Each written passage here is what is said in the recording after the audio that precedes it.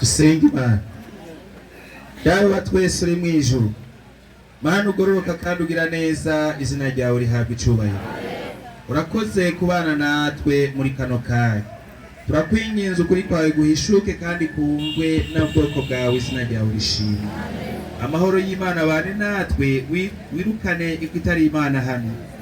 Imyuka mibi yose yotuma ubwoko bwawe bitari butahura ijambo ryawe nk'uko riri. Ndakwinginze nk'uko umusabyi wawe yavuze ngo akazimwa kose kazibwe, abari kuzibya data mwiza imyuka y'ubwoko bwose yo biri hano, izina ryawe rishimwe. Turakeneye gutahura ukuri mvajuru, ukuri data mwiza twahawe n'ijuru. Ndakwinginze abari ko gusasagara mu bwenge no mu mitima y'ubwoko bwawe, kandi bidahwana bishigwe hanze y'izira. Nibyo dusabye Mana data wa twese uri mu ijuru, mu izina rya Yesu Kristo umucunguzi wacu. Amen. أعوذ بالله من الشيطان الرجيم. بسم الله الرحمن الرحيم. سبح لله ما في السماوات وما في الأرض وهو العزيز الحكيم. قال عيسى ابن مريم يا بني إسرائيل إني رسول الله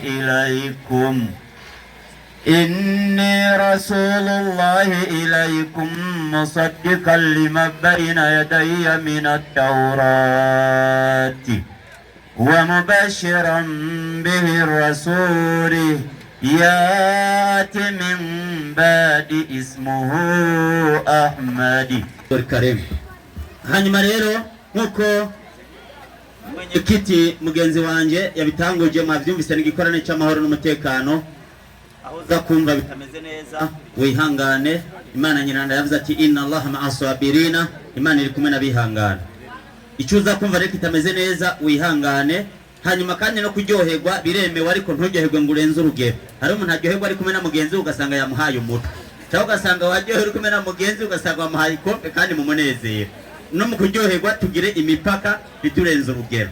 Tugeze rero muri wa mwanya w'ugikorane gutangura, aho umwarimu wacu agiye guhaguruka n'iminota yiwe 20. Imani Yunus falyatafaddal mashkur.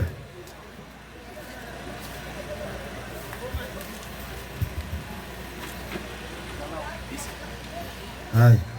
Assalamu alaikum wa rahmatullahi wa barakatuh. Wa alaikum assalam wa rahmatullahi wa barakatuh. Ya microphone. Shime ntangere libere. Aya. Allah. Hai. Wa alaikum assalam wa rahmatullahi Hai. Wa barakatuh. Wa alaikum assalam wa rahmatullahi wa barakatuh. Kumenga ni baraheze. Wenga baraheze ijwi riragabanuka. Ni baheze baza dutangure. Tujane no mwanya kucigwa kiri hana tise Yesu niwe uhoraho. Allah. Aha. Neza cyane. Kiravuga kiti Yesu niwe uhoraho. Kubera ko abantu benshi basenga Yesu, acane cyane abakristo. Basenga nde Yesu. Bigatuma rero twebwe abayisilamu twibaza ati none se ko abakristo basenga Yesu niwe uhoraho? Kirakugwa no kuvunika rero. Hari amajambo umuvandimwe Omar atwugurura igikorane arimo aradusomera, ujyana bivuza no mu Cyarabu kandi acatumbereza ku kigo. Dusomera amajambo mu rurimi rw'ikirundi kugira ngo abantu bavyumve. Quran 6:1 ushaka guhereka umurongo wa mbere. 6:1 hagira hati kwizina ry'Imana Allah nyene impuhwe kubiremwa vyiwe. Aya ni amajambo arimo aravuga yicaye hajya ari karuguru. Ibirimo majuru no kwisi vyose biranina hazimana Allah. Naam. Ni nawe nyene intsinzi. Ego. Mutaneshwa. Ego. Intungane mu vikora. Kabisa. Emwe bemeye Imana. Umva ivyo arimo aravuga ati yemwe bemeye Imana. Emwe bemeye Imana Allah ni intumwa yayo. Naam. Bakubahiriza n'amabwirizwa yayo. Ni kuki musezerana canke muvuga ivyo mudakora? Kubera iki musezerana cyangwa mukavuga ivyo mudakora? Bima taquluna ma la taf'aluna. Endelea. Hanyuma ngo muvyubahirize mwumvirize birashavuza cyane Imana Allah kuvuga ibyo mudakora. Kuvuga ibyo udakora nukuri ibyo bintu birashavuza Imana. Mu by'ukuri Imana Allah irakunda abahanira abaharanira idini ryayo, irakunda abaharanira inzira yayo cyangwa idini ryayo, bafatanye mu nda bari ku murongo umwe, mukagira inzira imwe, apana nka babandi bakwaza ngo wetse umuzinkike kucengo nzi ko ari umwana w'Imana, undi ngo ni intumwa y'Imana, undi ngo ni umugabo w'abapfakazi. Gira intumbero imwe, nta kujya kwinyubako imwe ifatanye kabisa. Ntumwa y'Imana, ntumwa y'Imana. Ibuka igihe intumwa y'Imana Musa nyakugira amahoro y'Imana Allah yabwira abantu bayo iti, bantu banje narungitsweko ni kuki mumbabaza mukugarariza, kandi muzi neza ko jewe ndi intumwa y'Imana kuri mwebwe kabisa. Igihe rero abantu ba Musa bamariye guhengama bagati inzira y'ukuri kabisa, Imana Allah yaciye ihengamika imitima yabo kabisa kurusha.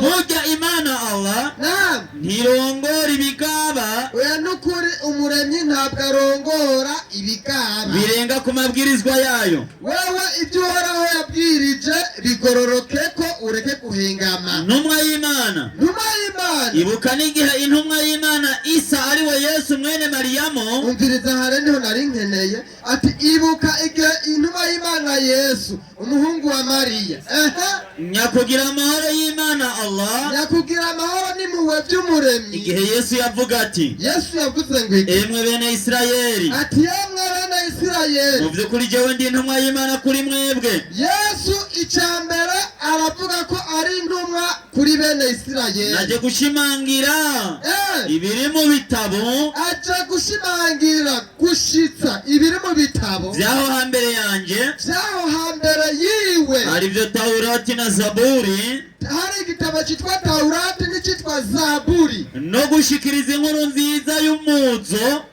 w'intumwa y'Imana izoza inyuma yanje yitwa, iyo ntumwa yitwa ngwiki Ahmadi Muhammadi sallallahu alaihi wasallam. ariko rero iyo ntumwa Muhammadi imaze kuza ifise ibyemezo biboneka, bavuze bati ubu n'uburozi bugaragara, murekageza nduga ko ciko kweli. Muri Korani turabona ko Yesu yaje avuga ko ari intumwa kuri bene Isirayeli. Ikiba kiravuga uku, Yesu niwe uhoraho. Kubera ko tutemera ko Yesu ari uhoraho, Yesaya 4:24, Yesaya 44 umurongo wa 24 zana amajambo muri ya Bibiliya nyene yera kabisa. 4:24 nyandikiragira iti, wiki 24 yagira tukuni kuhoragize, umviriza ugiye kutubwira amajambo nuhoraho, umucunguzi wawe niwe acungura abantu, wakumvye uhereye ukiri mu nda, niwe abumbira abantu mu nda. ati ni jewe uhoraho ndema vyose. Umviriza akazi k'uyu uhoraho, niwe arama byose. naguye ijuru ndi umwe, mu byo yakoze harimo kwagura ijuru ngo yaryaguye ari umwe, ngaranzura isi hari uwo twari kumwe. iyi ni kabazi. Indagu z'abanyabinyoma ndazihindura ubusa, abapfumu nk'abateza ibisazi, subiza inyuma ubwenge bw'abanyabwenge kabisa, ubwenge bwabo nkabuhindura ubupfu. Nkomeza ijambo ry'umusavyi wanje, ngashitsa inama z'intumwa zanje. ntuze gushiramwo ubwenge, uza kugira ubwenge bucuramye nka kuba twabisoma.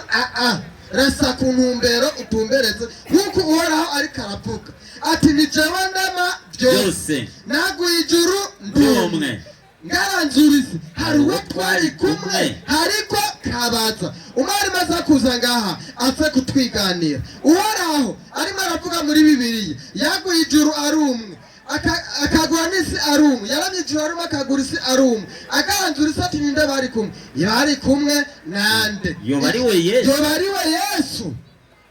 aza kuza ngayishura ati ego yari Yesu niwe uhoraho yagoye isi n'ijuru arumwe kugira ngo turebe kwaribyo kweli. Yesu we nawe bawararemwe ego Luka 1:31 Luka 1:31 muri Bibiliya nyene inyandiko iragira iti umviriza marayika Gaburiyeli arimwe arayinkuru Mariya yingene azobyara uno mwana atubwira Mariya ati umve uzosaminda yewe Mariya uzosaminda ubyara umuhungu umuhungu ninde yomanika urutoka akavuga ko Imana dufise ari umuhungu umuntu azi jewe Imana senga n'umuhungu naho nyine yabyawe na Mariya ubyara umuhungu kandi mugabo ataravuka urumva ko atari urumva ntashobora kwitwuhora ubyara umuhungu kandi uzumwite Yesu. Uyu n'umuhungu wa Mariya niko nyandika ivuga uzobyara umwana w'umuhungu n'umuhungu wande wa Mariya. Uyu muhungu wa Mariya ntashobora kuba uhoraho kubera ko uhoraho si umuhungu. Niba ari umuhungu abashori bose bari hajya ntagira umanika ati je ndabizi ko ari umuhungu wa Mariya. Atatubwira ati n'umuhungu canke n'umukobwa uhoraho akuna Yesu ndio nawe yaremwe mu nda hanya 3:9 aremegwa mu nda byaragiye mu ngiro nawe aremegwa mu nda kuko twasonye muri Yesaya 4:2 muri iyo minsi Mariya aripodora ntumaze yakoresheje fondote ibyo birakuraba arikora agenda yihuta aja mu mugamba mu gisagara cy'Iyudaya kabisa yinjira mu nzu kwa Zakariya maze Elizabeth yumvise indamukanya ya Mariya avuga ati salamu alaikum inda ikinagira muri we Elizabeth yuzuzwa mpwemu yera. Elizabeth itagiye kutubwira sibyo yiganeye arimo mpwemu yera aca yuzuza mpwemu yera aca avuga n'ijwi rirenga ati navuga ewe Mariya mu bagore urahiriwe cambere urahiriwe n'imbuto yo mu nda yawe icya kabiri n'urubuto rwo mu nda yawe irahiriwe naranyana irahiriwe none Imana uhoraho yoba urubuto rwaje mu nda kwa Mariya uhoraho n'urubuto cyangwa uhoraho niwe yaremye urubuto ego uhoraho niwe rubuto cyangwa niwe yaremye urubuto umwarimu aza kuza ngakindi kibazo kigira kabiri aza kumbwira ati uhoraho n'urubuto cyangwa avuga ati oya uhoraho niwe yaremye urubuto kindi cya kabiri mbajije kweli Mariya yarashimye inyuma yo kubona ibyo byiza yarashimye soma nyene 46 haragira hati Mariya aravuga ati umviriza ibyo Mariya arimo arashima Imana yamuhaye arimo arashimira Imana ntarimo arashimira kwa rubuto aravuga ati ubugingo bwanje butazira umwami Imana butazira iki umwami Imana ntabwo ari urubuto rwanje kumbe hari undi mwami Imana ego ari nawe yashize urubuto mu nda ya Mariya twende genda haye ndabitahura umutima wanje unezerewe Imana umukiza wanje kuko yabonye ubufafara bw'umugaragaro bw'umugurano wayo kandi uhereye none ibi bihe byose bazonyita umuhigwe nukuri anumwe mu bagore bahiriwe kuko iyo ubushobozi inkoreye ibikomeye.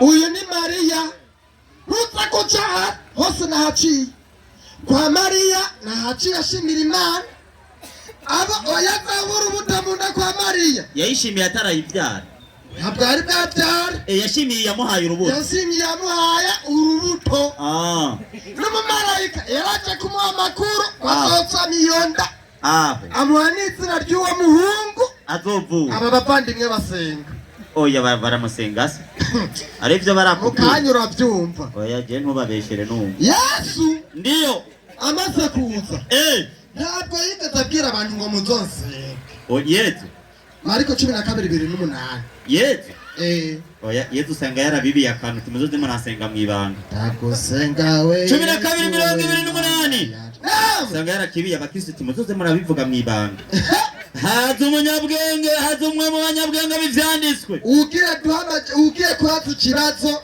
ni profesa umunyabwenge w'ibyanditswe yumva babazanya aca yumva bariko barabazanya amenya ko abishyuye neza aca aramenya ati ujya muhungu wa Mariya Yesu kumbe yishura neza aramubaza arabaca arabaza ikibazo ati yewe Yesu Yesu ibwirizwa ry'imbere muri yose nirihe ibwirizwa ry'imbere muri yose nirihe Yesu arishura ati Yesu aca amwishura ati iry'imbere niri umviriza mwese mwicaye hano amajambo Yesu yishuye nimwumve yemwe Bisirayeli aca aravuga ati nimwumve yemwe Abisirayeli uhoraho aya majambo navuzwe na Yesu uhoraho Imana yacu twanande na Yesu dusangiye iki uhoraho ninde yababwiye ko Yesu ari uhoraho Imana yacu umva yacu ni rusange na Yesu yishize rusange nawe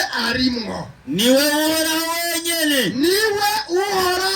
wenyene umva Yesu yabivuga neza ari kuvuga ati uhoraho Imana yanyu ni jewe jenyene ubwo yavuze ati uhoraho Imana yacu niwe uhoraho wenyene kabisa kandi mukundisha uhoraho Imana yanyu imitima yanyu yose mwese narayibabwiye aya majambo nimuyafate nka nkama nimukundisha uhoraho Imana yanyu imitima yanyu yose n'ubugingo bwanyu bwose ubugingo bwanyu bwose n'ubwenge bwanyu bwose mukoreshe ubwenge ntimudakoresha ubufana n'inkomezi zanyu zose inkomezi zose mufise irya kabiri ngiri umviriza irya kabiri mukunde bagenzi banyu nk'uko mwikunda nta rindi bwirizwa risumbayo abamwishuye neza abarahejeje kwishura neza abandi nabo baca baza gusenga Yesu urumva ko Yesu avuga ati nimukunda uhoraho si jewe oya ntabakeha bwenge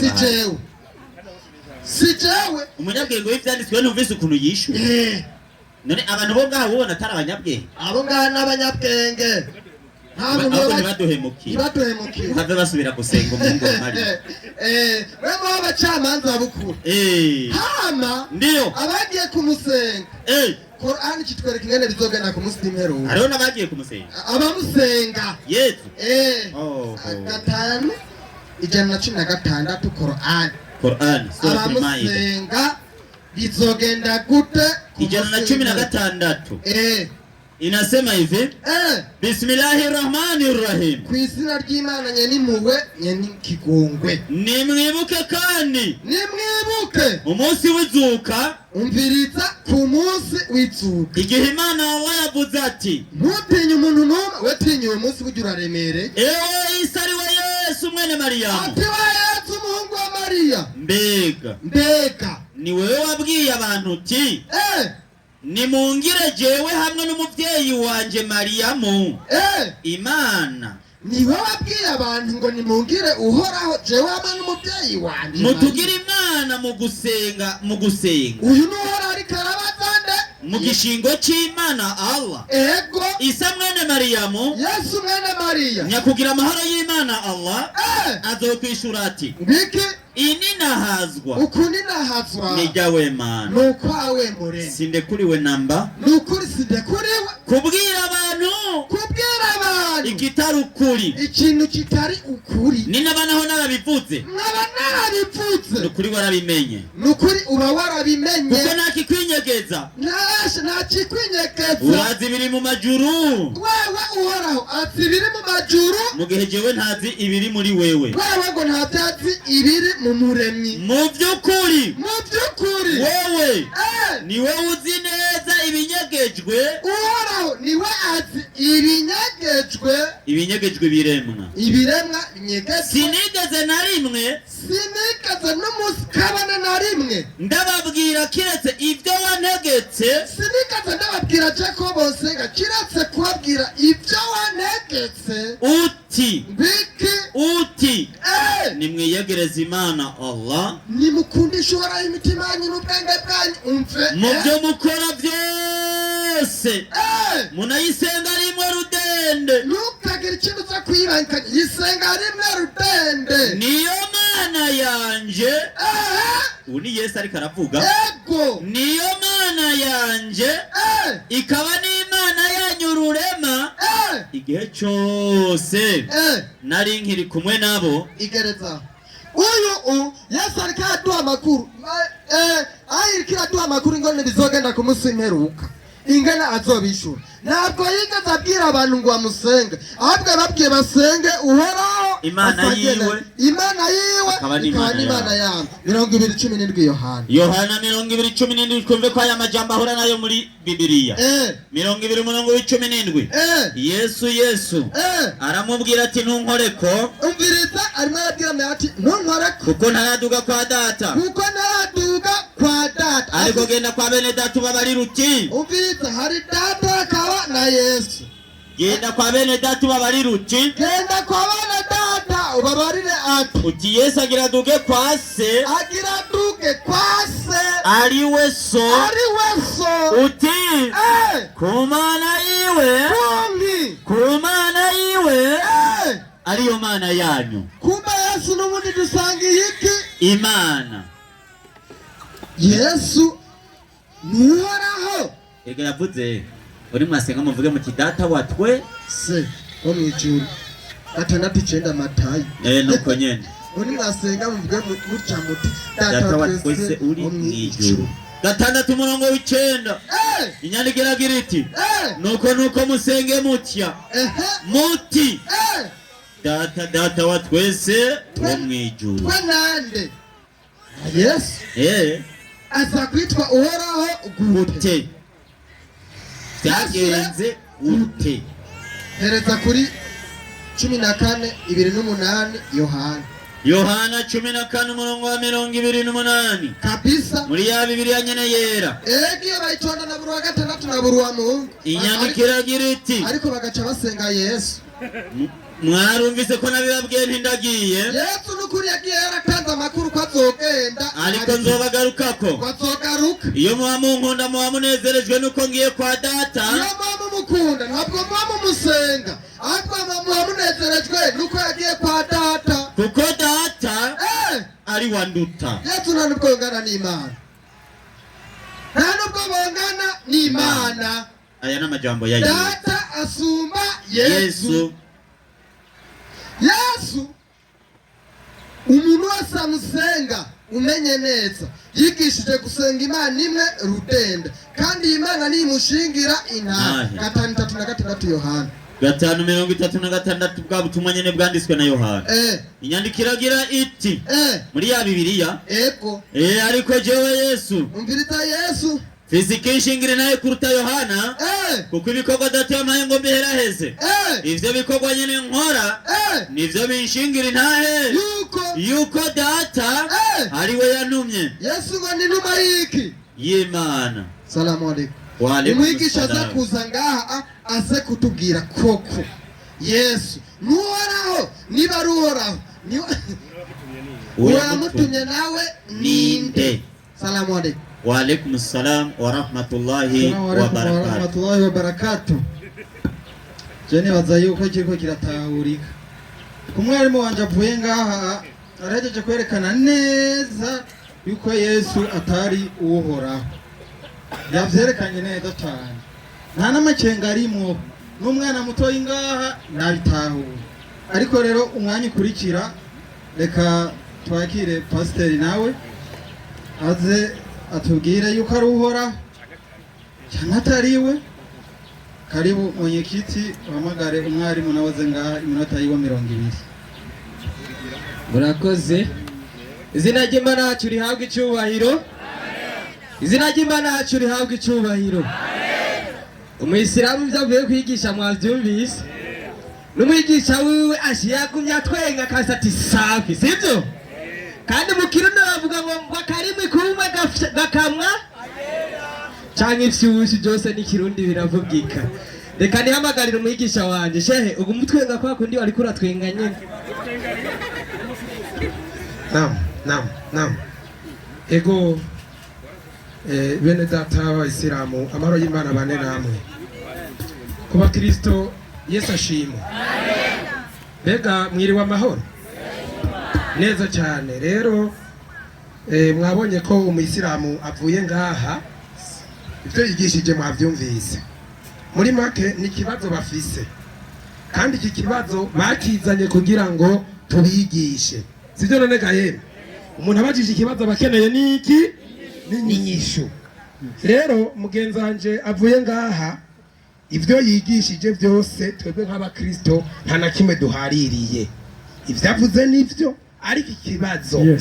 Mbega Yesu ibya Yesu bigarukira ngaho. Ikintu ca mbere yomenya nuko ivyo byose impamvu ari ivyo vyabayeho kubw'umugambi w'agakiza bituma Yesu yambara umubiri avukira muri Mariya abonekana nk'umuntu. Ikibazo nikishe ahantu utagarukiye Yesu nimba yambaye umubiri akazosa n'umuntu atarambara umubiri yari iki yarariye kinico kibazo ani utageze. Ego rero nagomba tugende bukebuke. Haleluya. Nagomba tugende bukebuke ku vya Yesu. Ivya Yesu benshi birabacanga. Bimaze kubacanga rero bagaca bavuga yuko kuba batabitahura ariyo nyishu ya nyuma. Siyo nyishu ya nyuma. Haba namba. Nagira mbanze ndagukosore gatoyi ku bintu mvugiye ngaha. Yaje aravuga ku byo kuvuka kwa Yesu. Ivyo kuvuka kwa Yesu ntabyo woshobora gutahura. Wastanze muri Matayo 1 mugo ni wahejeje musomyi Matayo 1:23. Igitabo cha Matayo 1:23 harajambo avuga ngo neza cyane. Haravuga hagasubira akavuga ati seba gusaba unyumviririze ati ngoraba rindira gatoyi ubu yavutse akavuka yambaye mu ruhu twambaye ninde Bibiri ivuga ko ari inde umwe yavuga kuri Mariya akaregwa na Yozefu ninde ati ngoraba inkumi zotwara inda umviriza Idirisa n'uyu mwigisha bavuya mwumviriza ijambo inkumi izotwara inda ego ivyara umwana w'umuhungu bazomwita Imanueli bisobanurwa ngo Imana iri kumwe natwe. Yosefu yikanguye igeretse ngaho uwo mwana azovuka kuri Mariya azokwitwa Imanueli bisobanurwa ngo Imana iri kumwe na ubwambere twamenye iryo jambo ryavuzwe nande ninde yavuze ati ngumi zosama inda yari umwana kandi uwo mwana azokwitwa Imanueli bisobanurwa ngo Imana iri kumwe natwe ninde yabivuze uramuzi oyasha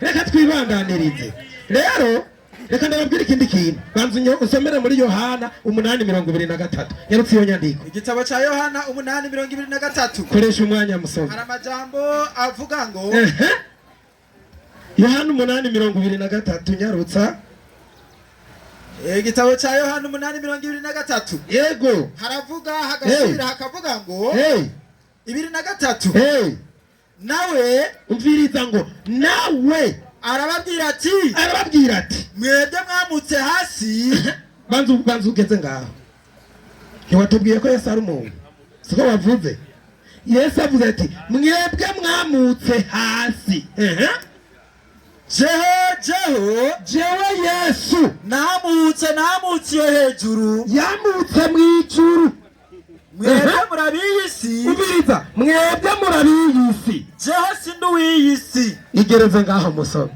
ngomba ndakubaza ikibazo nyimba Yesu avuze ko atambutse ngaha ku isi kayavuze ko yamutse hejuru aho hejuru havuzwe ni hehe nyimba uhazi ni hehe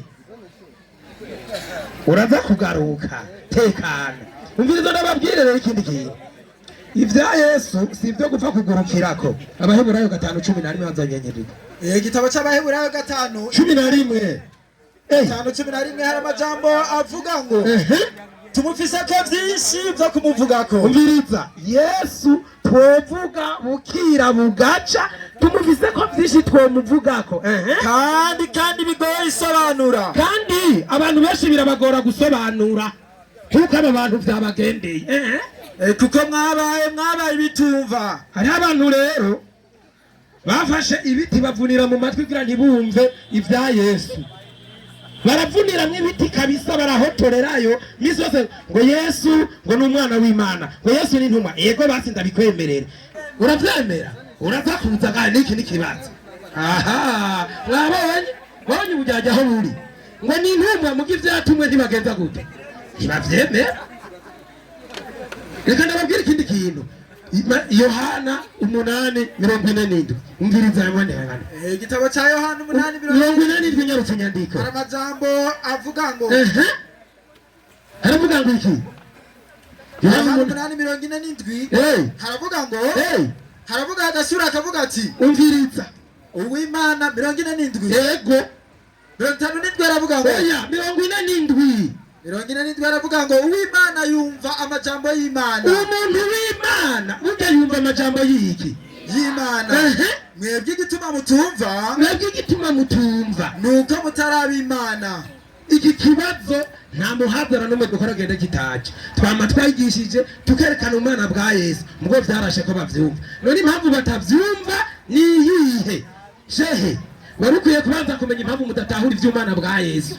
ndayerekane sindayerekane 12:3 Abikorinto ba mbere.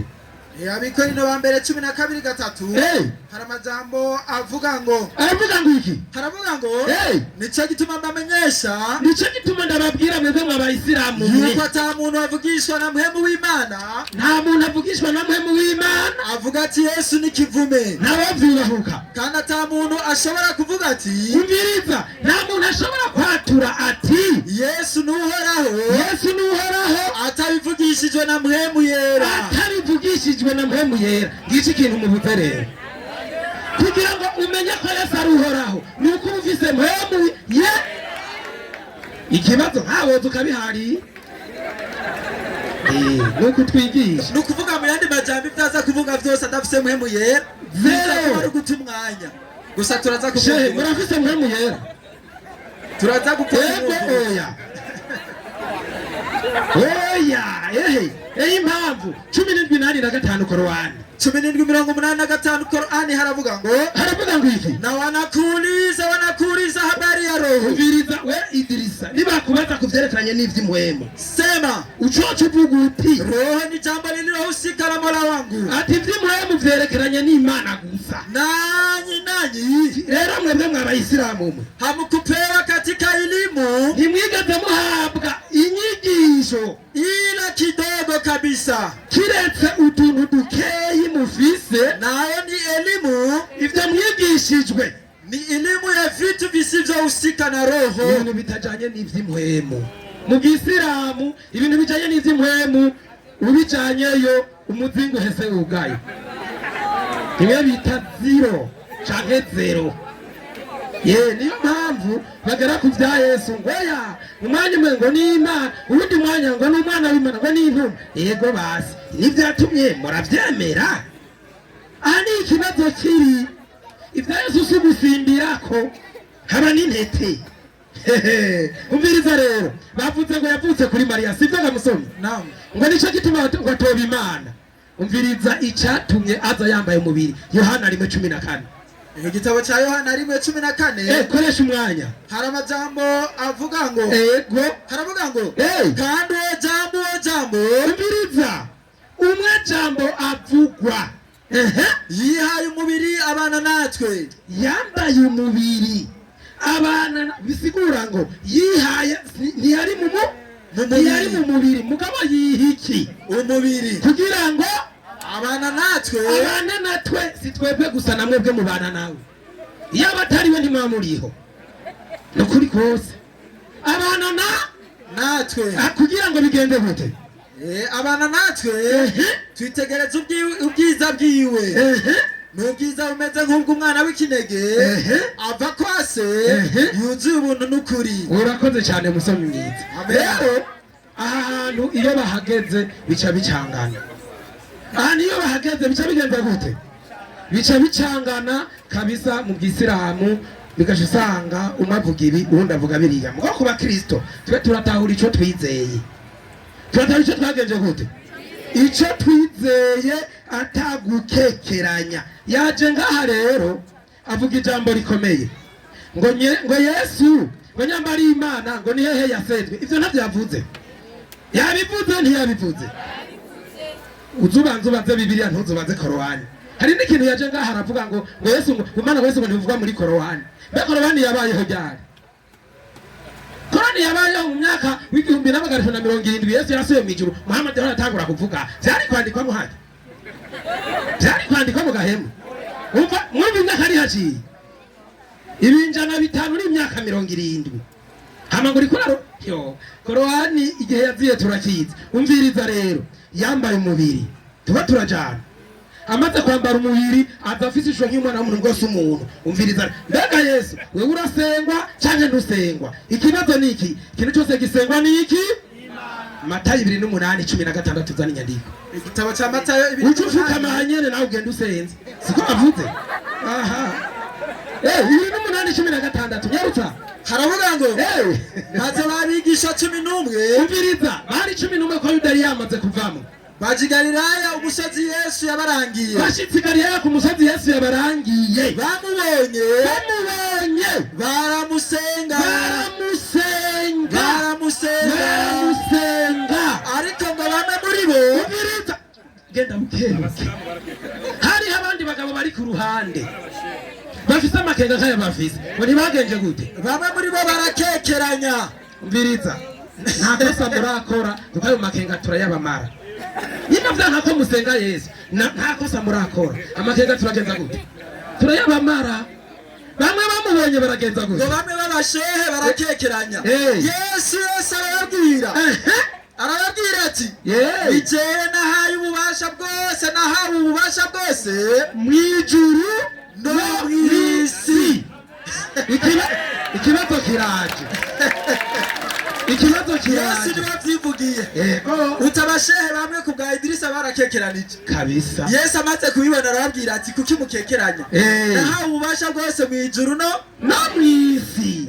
none abashehe bace bavyemera. umuntu afise ububasha bwose mw'ijuru no mw'isi ninde? hari akandi kantu, aba bashehe bazi Yesu avuka kuri Mariya, tuba turajana niho bamuzi, bacatangura kuvuga ngo ni umuntu. erega si mwebwe gusa, hariho n'abandi bari bameze nk'abo. ndaberekane sindaberekane? 8 Yohana 5:7 Yohana 8:5-7 haravuga ngo wakoze kuza ngaha wagize neza. 8:5-7 haravuga ngo nk'amajambo nukorera abayuda. umviriza, abayuda bari bameze nka Idirisa na Sheho Omar. baramubwira bati ubu taramara imyaka 50 ngo warabonye Aburahamu. rindira gatoya, igihe Yesu yavuga yuko yabonye Aburahamu yifuje kubona umunsi wiwe kandi yabonye akanezerwa, hari abayuda bari ngaho bari bamuzi avuga kuri inde? kuri Mariya. bari bamuzi yuko atamyaka 50 arageza. bari bamuzi nk'uko Abayisilamu bamuzi, Idirisa bamuzi. tuwe tukunze uvuka kuri Mariya. utaramara imyaka 50 warabonye Aburahamu. uri kuravuga byo kwa Aburahamu wabikuye. bandanye inyandiko. Yesu ngo nuko Aburahamu sogo 57. nuko rero abayuda baramubwira bati ubu taramara imyaka 50 warabonye Aburahamu. Yesu arababwira ati nukuri ndababwire Aburahamu ataravuka, Aburahamu atarabaho, jewe namye ndiho. Yesu namye ndiho. Haleluya, amena. umviriza, nababwiye ikintu mutari muzi. iyo bavuze iri jambo ndiho risobanura Imana. hemba tavyo mwari muzi. 13-14 tumaze tuje ngaho. Yesu ngo yariho Aburahamu ataravuka. nimba yarariho yariho ariki.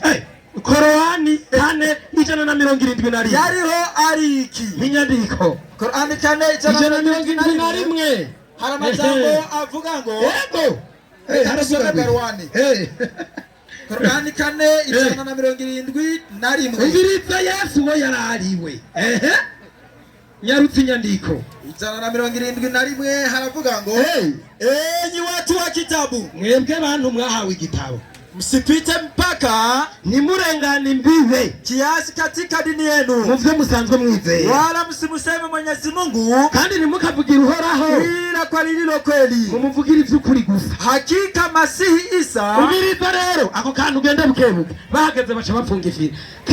Kwa kweli Masihi Isa ni nani? Masihi Isa ni mwana wa Mariamu. Ubwa mbere ni umwana wa Maria, kabiri ni mtume wa Mwenyezi Mungu. Banzu hagarare. Umusiramu ageze aha acashinga ruraguma ngo ntimwavyumvise. Hari ibindi bintu biragiye vuba batavuga. Ubwa mbere batubwiye ngo ni intuma y'iki?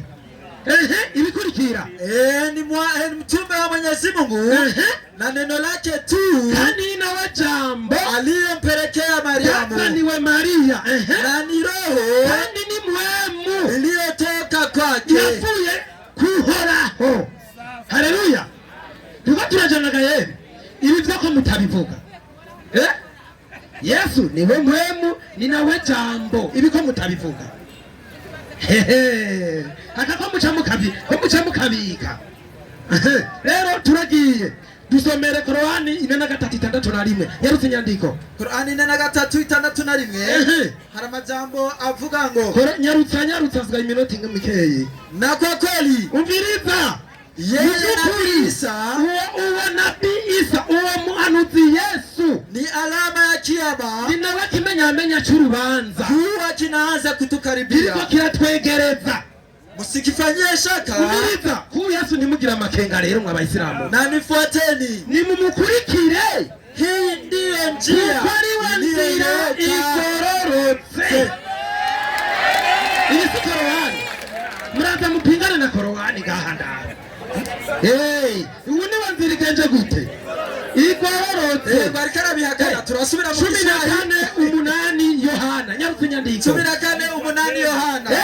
Haravuga ngo abantu bari bameze nk'aba bagabo, umviriza Yesu yivugire kuri we Mana nyarutsa. Haravuga ngo 14:8 yego Filipo aramubwira ati, umviriza Filipo yarameze nka Idirisa, abaza Yesu ati mugenzi twereke so. Umviriza ngo mugenzi twereke so, bizoba bihaye. Yesu aramubaza ati, umviriza Yesu acabwira Filipo ati, mbega ko nabanye namwe igihe kingana gityo? Ati Filipo uri kurambaza data kandi ari jewe ndi kumwe namwe, nturakari umenyaga Filipo? Yewe Filipo, Idirisa n'ubu nturatahura ko Yesu ari we Mana. Ubonye jewe, umviriza ubonye Yesu ababonye data, ababonye uhoraho. nuvuga uti ngo vuga ute ngo mwigisha twereke so. Ukuye ngo nitukwereke ngo Imana ngo na Yesu. Wowe uracabaza ibintu nta kintu wumvise hayo, nta kintu urumva. Umviriza rero, burya ibi bintu twabyigishije kuva kera. Indwi ngaho hacavuga ngo ndanya iyo muba mwaramenye, umviriza iyo muba mwari mwaramenye Yesu na data muba mumuzi. Yego uhereye ubu muramuzi kandi mwamubonye kuko banana mwe. Waislamu takibiri. Acha kinyongo bana. Wakristo haleluya. Nena. Umviriza Yesaya 9:6 marize. Ndangirize ngaha. Igitabo cha Yesaya. Umviriza abahanuzi bavuze Yesu imyaka 70 ataravuka. Bavuze ko azoza ari iki. 9:6 Yesaya. Koresha umwanya musomye.